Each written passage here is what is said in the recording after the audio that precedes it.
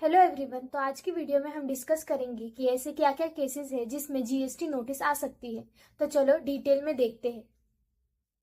सबसे पहले अगर आपके GSTR 1 एंड GSTR 3B में मिसमैच हो, जैसे कि अगर आपने GSTR 1 में सेल शो की हो प्रॉपर लेकिन आपने टैक्स लोअर पे किया हो GSTR 3B में, तो आपको मिसमैच की नोटिस आ सकती है।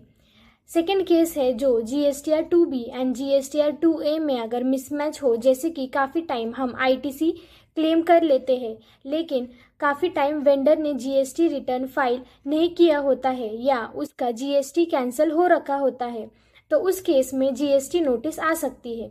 थर्ड केस, अगर किसी टैक्स पेयर ने GST रजिस्ट्रेशन लेकर रखा है लेकिन GSTR 3B and GSTR 1 regular filing नहीं कर रहे हैं, इसके वजह से डिफ़ॉल्टर नोटिस आ सकती है उस टैक्स पेयर को। फोर्थ केस में अगर आपने हायर IGST या ITC रिफंड क्लेम किया हो जो सस्पिशियस लग रहा हो डिपार्टमेंट को, तो उस केस में नोटिस आ सकती है। ये केस जनरली जो पर्सन एक्सपोर्ट वगैरह करते हैं जिसमें GST अंडर लूट या बॉन्ड में फाइल करना रहता है, वो केसेस में काफ़ी लोग हायर रिफंड क्लेम करते हैं, उस केस में नोटिस आ सकती है।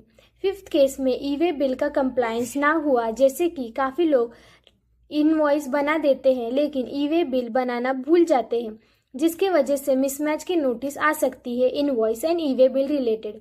सिक्स केस में अगर कोई फेक सप्लायर्स हो तो हाई रिस्क ट्रांजैक्शन में वो फ्लैग्ड होता है एंड उसको समन नोटिस भी आ सकती है सेक्शन 70 में।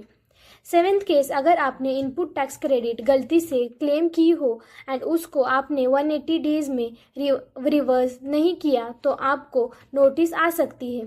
तो ये 7 केसेस हमने देखे जिसमें अगर आपने ध्यान नहीं दिया तो आपको GST नोटिस आ सकती है।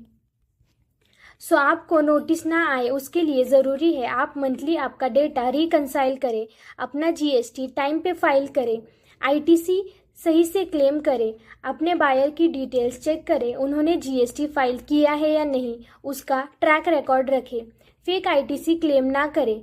तो ये सब वे से आप GST नोटिस अवॉइड कर सकते हैं। अगर आपको भी GST या GST नोटिस रिलेटेड काम होगा तो आप हमारे फर्म को कांटेक्ट कर सकते हैं। Thank you.